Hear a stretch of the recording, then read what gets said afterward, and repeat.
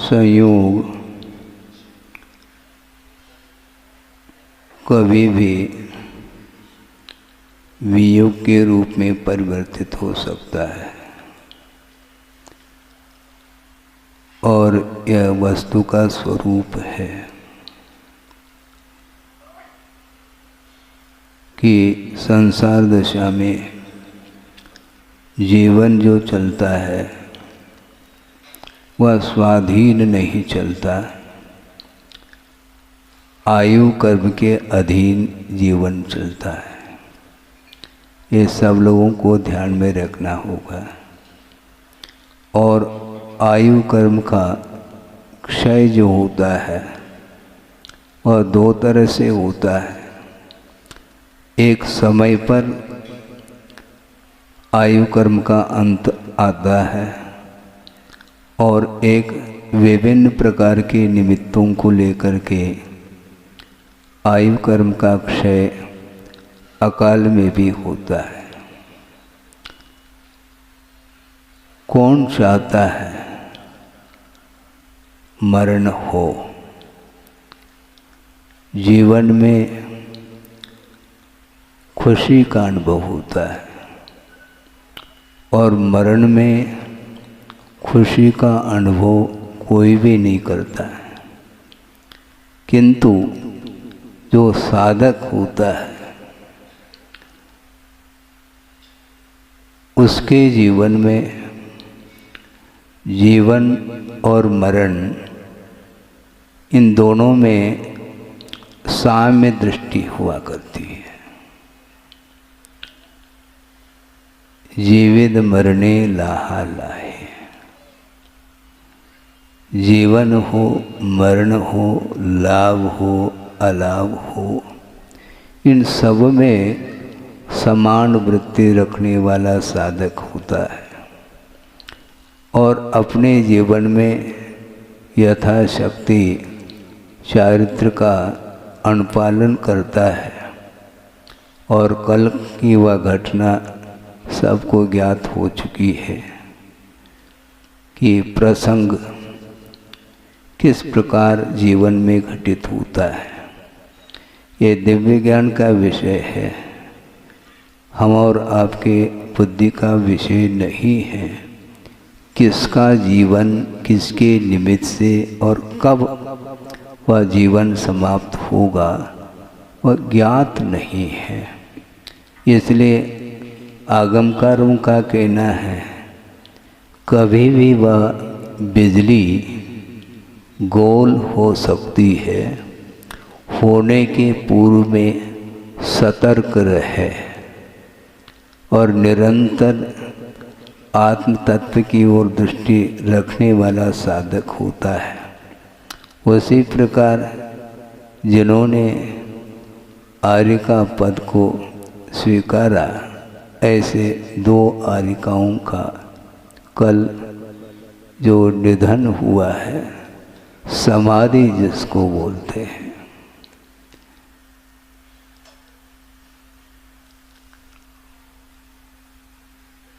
हम और आप केवल चर्चा करने के लिए बैठे हैं, किंतु उनके जीवन में ये जो घटना घटी है, किस प्रकार उस घटना को उज्ज्वल परिणामों के साथ उन्होंने कोई प्रतिकार नहीं करते हुए प्राणों का विसर्जन कर दिया, बहुत कठिन होता है। और कठिन हो अथवा सरल हो, प्रत्येक जीवन में वह घड़ी आएगी। इसलिए आचार्य कहते हैं हम मरण से बच नहीं पाएंगे।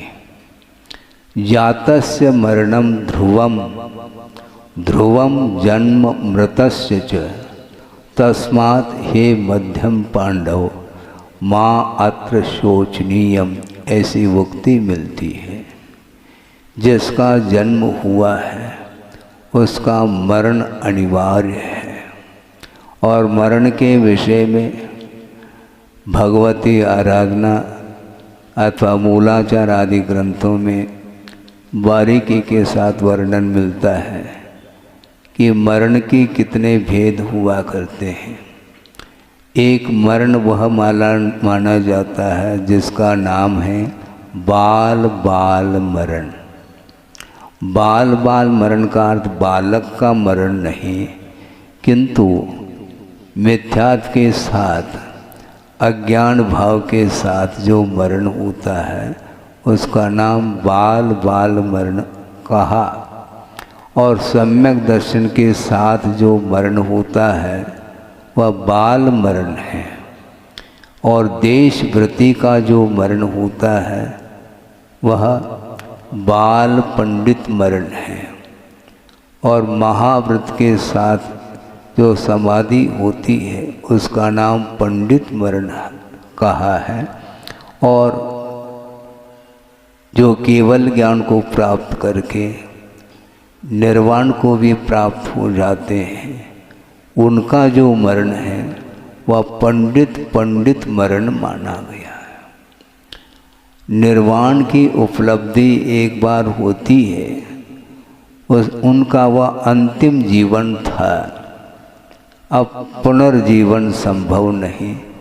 एक बार शरीर से अतीत हो चुके हैं, पुनः उनका जीवन शरीर के साथ नहीं चलेगा। मृत्यु के ऊपर सही मायने में उन्होंने विजय प्राप्त कर ली, वो मृत्युंजयी बने हैं जिन्होंने मोक्ष को प्राप्त कर लिया। और प्रत्येक साधक का लक्ष्य भी यही रहता है और रहना चाहिए कि मरण और जन्म ये जो परंपरा है ये आज की नहीं और किसी एक व्यक्ति विशेष को लेकर के नहीं, प्रत्येक जीव के साथ यह मरण और जन्म की परंपरा अनंतकालीन परंपरा है। इससे ऊपर उठने के लिए ही ये सारा उपक्रम है। और अपने जीवन को समर्पित किया था उन दोनों ने गुरुदेव के चरणों में। और आर्य का व्रत लेकर के काफ़ी वर्ष हुए हैं। कितने हुए हैं?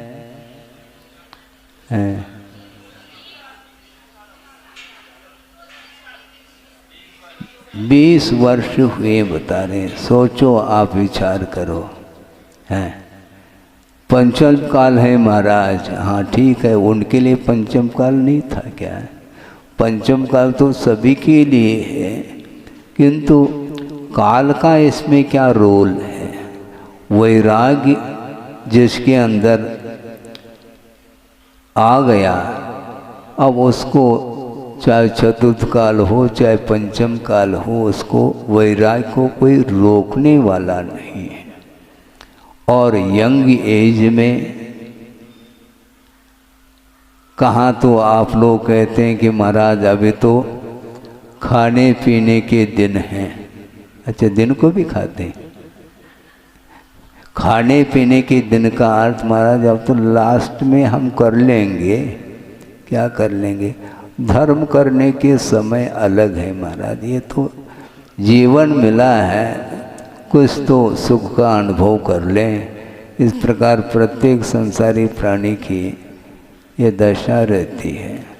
इसके उपरांत भी सब कुछ मिलने के उपरांत भी विषयों के प्रति जो आकर्षण था वह समाप्त हो जाता है। तब कहीं जाकर के वैराग्य के परिणाम उमड़ करके सामने आते हैं। इसलिए यह दुर्लभतम वस्तु मानी जाती है संयम के साथ जीवन व्यतीत करना। और संयम के साथ 4 दिन भी यदि जीते हैं तो उसकी सार्थकता सिद्ध होती है। और संयम के अभाव में हम 100 साल तक भी जिए तो उसका कोई भी महत्व नहीं है। हाँ, जीवन और मरण तो लगा हुआ है। आज मान लो किसी बालक का जन्म हुआ है तो उसने कुछ ही पल पूर्व में मृत्यु का अनुभव किया है, क्योंकि मरण के बिना जन्म संभव नहीं है।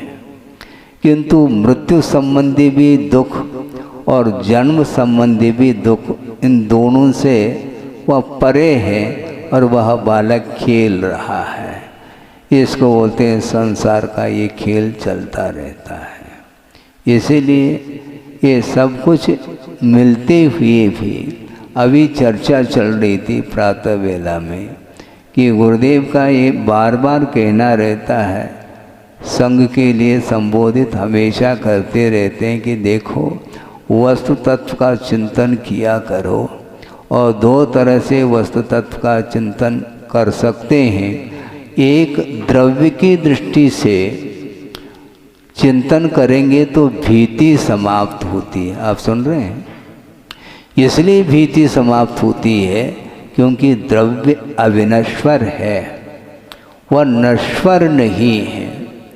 अवस्था चेंज हो जाती है, पर्याय परिवर्तित होती है, किंतु जीव का कभी भी विनाश नहीं होता। वह अविनश्वर पदार्थ है। इस प्रकार निरंतर चिंतन करने से वस्तुतः शरीर के प्रति जो ममत्व भाव वो सब समाप्त हो जाता है और भीति भी समाप्त इसलिए होती है, मुझे कौन मार सकता है, मुझे कौन समाप्त कर सकता है। यदि समाप्त करने का विचार भी मन में लाता है और उस निमित्त से वह समाप्त भी हो जाए तो पर्याय की विवक्षा में ही उसका विनाश हुआ है। जो शाश्वत तत्व है उसको कोई भी हाथ नहीं लगा सकता। ये अकाट्य नियम है, ये सिद्धांत है। सिद्धांत कभी भी परिवर्तित नहीं हो सकता। इस प्रकार गाढ़ श्रद्धांत जिसके अंदर हो जाता है, फिर उसको शरीर के प्रति लगाव संभव ही नहीं, प्रतिकार का भाव भी उसके अंदर नहीं आता। इस प्रकार ये श्रद्धान का विषय है और श्रद्धान के साथ साथ अपने शक्ति के अनुरूप वह मोक्ष मार्ग पर वह चलना प्रारंभ करता है। और इस प्रकार की घटनाएं अतीत में भी कई बार घटी होगी, किंतु वह स्मृति का विषय नहीं बन सकता। इसलिए अतीत अनंत काल से ये जो परिणमन चल रहा है वस्तु का, उसका कोई भी उसको रोक नहीं सकता। रोकने का प्रयास भी निष्फल हो सकता है, बल्कि भगवान भी उस परिवर्तन को रोक नहीं पाएंगे, क्योंकि इसी का नाम वस्तु का स्वरूप है। इस प्रकार द्रव्य की विवक्षा से चिंतन करते हैं तो निश्चित रूप से भय समाप्त हो जाता है, और पर्याय की विवक्षा से चिंतन करते हैं तो निश्चित रूप से यह शरीर, यह पर्याय नश्वर है। नश्वर है तो उसको शाश्वत बनाने का जो भाव है वह भी भाव विफल हो जाता है। ये क्षणभंगुर है, क्षण क्षण में परिवर्तन आएगा। बल्कि आगम की दृष्टि से सोचते हैं तो मरण प्रतिपल हो रहा है। इसी को आवीची मरण की संज्ञा दी है आगमकारों ने। आवीची मरण का अर्थ प्रति समय एक एक जो आयु कर्म के निषेक हैं वो झड़ते चले जा रहे हैं। इसलिए हमारा जीवन नहीं चल रहा, बल्कि वह हमारा मुख मृत्यु की ओर है। आपने दीपक जलाया है, हम पूछना चाहते हैं दीपक जल रहा है क्या? नहीं, दीपक प्रतिपल बुझ रहा है, क्योंकि दीपक नहीं जल रहा है, तेल जल रहा है। तो तेल जलेगा तो निश्चित रूप से वह एक दिन तेल समाप्त होगा तो प्रकाश व दीपक बुझ जाता है। तो उसी प्रकार यह शरीर है, नश्वर है। इस प्रकार अनित्य भावना का जो चिंतन निरंतर करता है तो उसको किसी भी प्रकार से अन्य वस्तुओं के प्रति जो लगाव है, जो राग का भाव है, अथवा पर वस्तु के प्रति जो आकर्षण का भाव है, वह समाप्त हो जाता है। आज का जन्मा हुआ बालक देखते ही आप लोग उसको नीचे नहीं रखते हैं, इतना सुंदर लगता है, ठीक है, लाल सुर्ख है उसका चेहरा, लेकिन वह चेहरा लाल सुर्ख कब तक रहेगा? हमें पूछना चाहते हैं, वह वृक्ष बहुत हरा भरा है, किंतु कब तक हरा भरा रहेगा? वो एक दिन वह उसमें वृद्धत्व आ जाएगा, वह धराशायी हो जाता है। उसी प्रकार वह बाल्य अवस्था से किशोर अवस्था, उससे फिर युवा अवस्था, उससे प्रौढ़ अवस्था, उसके पश्चात वह वृद्धावस्था आ जाती है, फिर बाद में वह समाप्त हो जाता है। इस प्रकार यह शरीर का स्वरूप है। इस प्रकार सोच करके निरंतर अपने वैराग्य भाव को बनाए रखता है। उसके माध्यम से ही जन्म और मरण की परंपरा को समाप्त करने के लिए संयम को अंगीकार करके संयम का अनुपालन निरंतर करता हुआ वह जीवन व्यतीत करता है। तो निश्चित रूप से समाधि पूर्वक जिसका मरण हो जाता है, उसके लिए आगमकारों ने कहा है कि जगन से 2-3 भव और उत्कृष्ट से 7-8 भव के अंदर वह मोक्ष का भागी बनता है।